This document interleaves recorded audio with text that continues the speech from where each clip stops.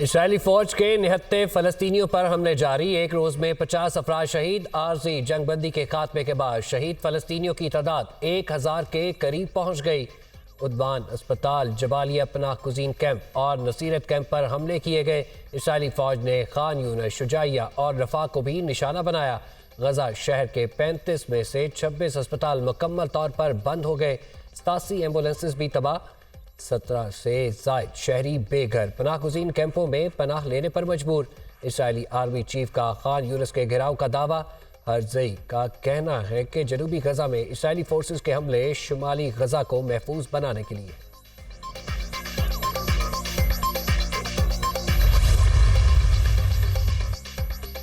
खान यूनिस में Israeli forces की जंगजुओं के साथ झड़पें जारी। हमास के अस्करी ग्रुप इस्लामिक जिहाद ने इसराइली फौज से झड़पों की वीडियो जारी कर दी।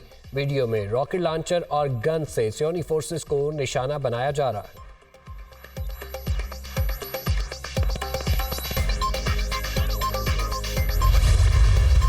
अल-कसाम ब्रिगेड का इसराइल को बड़ा नुकसान पहुंचाने का दावा। हमलों में 10 से जायद इसराइली फौजी मारे गए। सियोनी फौज की 28 गाड़ियों को तबाह किया। अल-कसाम ब्रिगेड की तरफ से जारी बयान में दावा। इसराइली फौज की अपने मजीद 3 फौजियों के मारे जाने की तस्दीक। हलाक इसराइली फौजियों की तादाद 77 हो गई।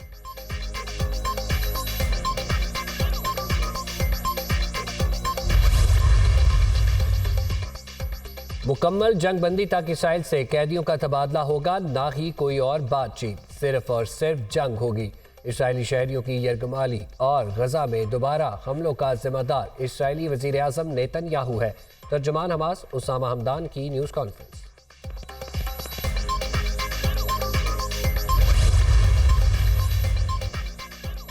इसराइल अमेरिका की सरपरस्ती में गजा पर बमबारी कर रहा है। ओमान के शहरी एहतजाज के लिए सड़कों पर निकल आए।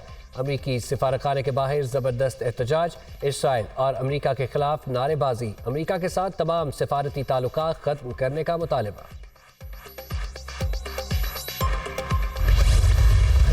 दो सूबे बदअमनी की लपेट में हैं। क्या ऐसे माहौल में इंतखाबी मुहिम चलाई जा सकेगी? इलेक्शन के लिए तैयार हैं, मगर हमें माहौल दिया जाए।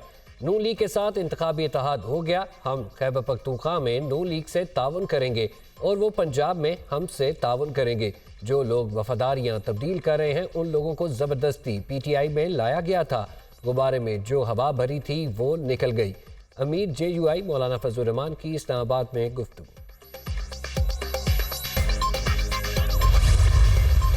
बात मौलाना साहब की बहुत हद तक दुरुस्त है कि ये जो लॉ एंड ऑर्डर की सिचुएशन है पिछले 8 महीनों से 9 महीनों से एक राइज है। जब से आपने देखा ये TTP वाला फैक्टर आया है, 78% टेररिज्म में राइज आया है। इस वक्त लॉ एंड ऑर्डर की सिचुएशन एक बड़ा चैलेंज बनती जा रही है दिन ब दिन। जब इलेक्शन का माहौल होता है तो पॉलिटिकल लीडर्स, चाहे वो मेन स्ट्रीम लीडर्स हो या सेकेंड टियर लीडरशिप हो, ये सब एक्सपोज होते हैं। जलसे होते हैं, जुलूस होते हैं, कैंपेन होती है। तो ऐसे में सिक्योर एनवायरनमेंट के लिए हुकूमत का फर्ज है, हम अपनी कोशिश जरूर करेंगे, लेकिन दिस इज अ चैलेंज।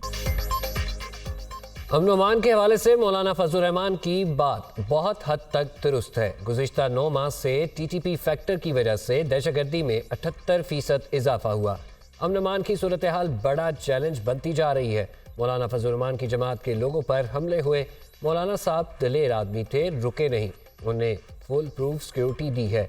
दुश्मन एजेंसियां पाकिस्तान के खिलाफ भरपूर किस्म की प्रॉक्सी जंग कर रही हैं। सिक्योरिटी से मुतालिक इलेक्शन कमीशन की ज़रूरियात पूरी करेंगे।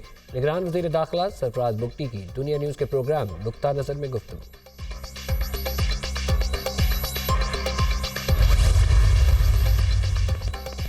मुल्क में आम इंतखाबात की जानिब अहम इक़दाम। वज़ारत ख़ज़ाना ने इलेक्शन कमीशन को 17.4 अरब रुपए जारी कर दिए। इलेक्शन कमीशन को आम इंतखाबात के लिए बर वक्त रकम की अदायगी की जाएगी। अलामिया वज़ारत ख़ज़ाना। इलेक्शन कमीशन को 10 अरब रुपए जुलाई में जारी किए गए थे। साबिक़ काबीना ने बजट में इलेक्शन के लिए 42 अरब रुपए मुख्तस किए थे। वज़ारत ख़ज़ाना की जानिब से इलेक्शन कमीशन को अब तक 27.4 अरब रुपए जारी किए जा चुके। अकबर एस बाबर ने PTI के इंट्रा पार्टी इलेक्शन चैलेंज कर दिए। इलेक्शन कमीशन ने इंट्रा पार्टी इलेक्शन कराने का हुक्म दे दिया। इलेक्शन के नाम पर दिखावा किया गया, धोखे देने की कोशिश की गई। पीटीआई मुश्किल में बिला खतरे में है, इससे बचाने निकले हैं। इलेक्शन कमीशन ने कहा था शफाफ इंट्रा पार्टी इलेक्शन ना कराए तो बल्ले का निशान वापस लिया जा सकता है। अगर ऐसा हुआ तो पार्टी को शदीद नुकसान पहुंचेगा। उन्हें खुद इंट्रा पार्टी इलेक्शन कलअदम करार दे देना चाहिए। पार्टी के कारकुनों को इंट्रा पार्टी इलेक्शन में वोट डालने का मौका मिलना चाहिए। अकबर एस बाबर की दरख्वास्त जमा कराने के बाद media talk.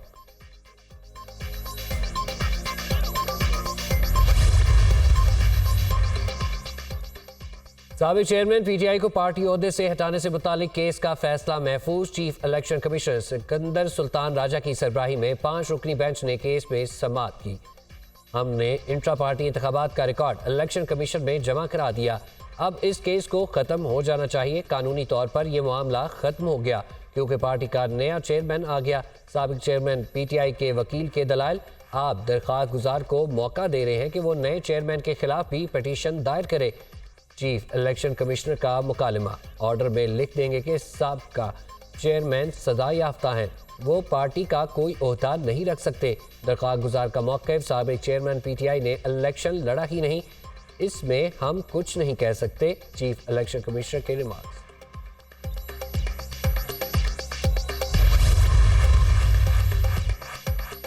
तौहीन election commission case में बानी पीटीआई और फवाद चौधरी का जेल ट्रायल होगा या नहीं, फैसला आज सुनाया जाएगा। इलेक्शन कमीशन महफूज फैसला आज 12 बजे सुनाएगा। वज़ारत दाखिला ने बानी पीटीआई को इलेक्शन कमीशन के रूबरू पेश करने से माज़रत की थी।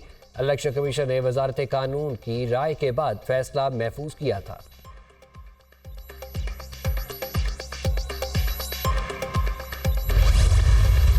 साबिक चेयरमैन पीटीआई और बुशरा बीबी के गैर शरई निकाह केस में चौथे गवाह का बयान कलमबंद।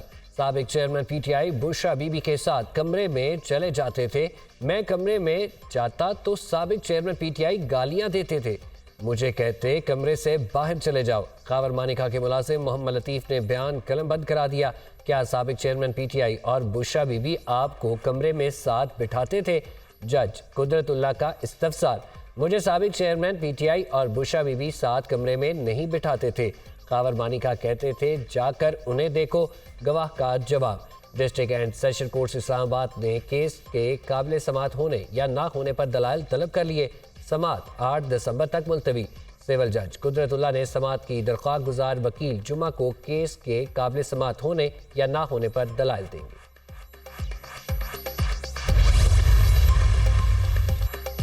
महंगाई के मारे अवाम को जोर का झटका। हुकूमत ने बिजली की कीमत में 3 रुपये 7 पैसे फी यूनिट इजाफा कर दिया। इजाफा अक्टूबर की फ्यूल कॉस्ट एडजस्टमेंट की मद में किया गया कि इलेक्ट्रिक और लाइफ लाइन सारिफीन पर इतलाक नहीं होगा।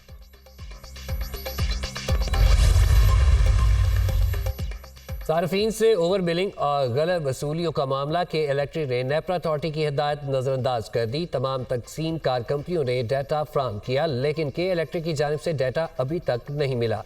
नेपरा की रिपोर्ट गलत या जायद बिलों की रिकवरी अलग नहीं, तफसीलात फ्राहम नहीं कर सकते। के इलेक्ट्रिक का मौक़िफ़, डिस्ट्रीब्यूशन कंपनियों को 30 दिन के अंदर खराब मीटर तब्दील करने और बिलों की गलत वसूलियों को दुरुस्त करने का नोटिस जारी किया गया।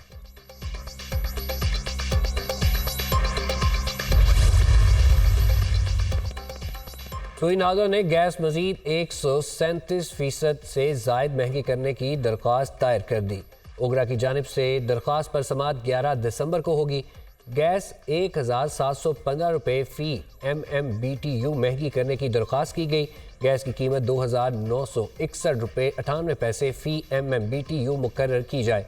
इजाफे का इतला 1 जुलाई 2023 से किया जाए। कंपनी की ज़रूरत पूरी करने के लिए इजाफा ज़रूरी है। रवा माली साल के दौरान 181 अरब रुपए से जायद की कमी का तखमीना। बकाया जात की मद में 1209 रुपये पैसे कदर कमी की गई, जबकि MMBTU में इजाफा किया गया। सुई नॉर्दर्न कंपनी की दरख्वास्त का मतलब आम इंतखाबात के लिए मौजूद उम्मीदवारों का इंतखाब। कायद नून लीग नवाज शरीफ और शहबाज शरीफ की ज़ेर सदारत नून लीग के पार्लिमानी बोर्ड का इजलास। हज़ारा और मालाकंड में पार्टी के लिए उम्मीदवारों का इंतखाब किया जाए। पार्लिमानी बोर्ड इजलास में मरीम नवाज, एहसन इकबाल, इसहाक डार और दीगर पार्टी रहनुमा शरीक।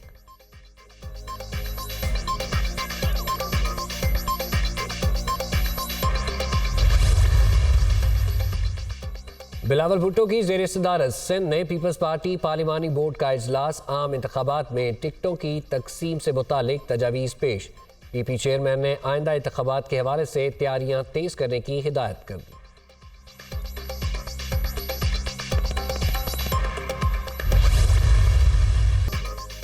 आइंदा आम इंतखाबात मुल्क के मुस्तकबिल का तयन करेंगे। 2024 के इंतखाबात मुल्क के लिए इंतहाई अहम है। मुस्लिम नून की कारकर्दगी कोहे हमालिया से ऊंची दिखाई दे रही है। नून लीग ने मुल्क से लोड शेडिंग का खात्मा किया। 9 मई को दिफाई मराकज पर हमला करके मुल्क की सलामती को दाव पर लगाया गया। पाकिस्तान में शहीदों और आइन की हुर्मत को पामाल किया गया। लीगी रहनुमा एहसन इकबाल की मीडिया टॉक। परवेज इलाही को घर न पहुंचाने के खिलाफ तौहीन अदालत की दरख्वास्त पर समाअत लाहौर हाई कोर्ट ने DIG ऑपरेशन और DIG इन्वेस्टिगेशन के खिलाफ दरख्वास्त निपटा दी। दोनों की गैर मशरूत माफ़ी की दरख्वास्त मंजूर। जस्टिस सुल्तान तनवीर अहमद ने महफूज फैसला सुनाया। DIG ऑपरेशन और DIG इन्वेस्टिगेशन समेत दीगर के खिलाफ तौहीन अदालत की दरख्वास्त दायर थी। दोनों पुलिस अफसरान ने दरख्वास्त पर अदालत से गैर मशरूत माफ़ी मांगी।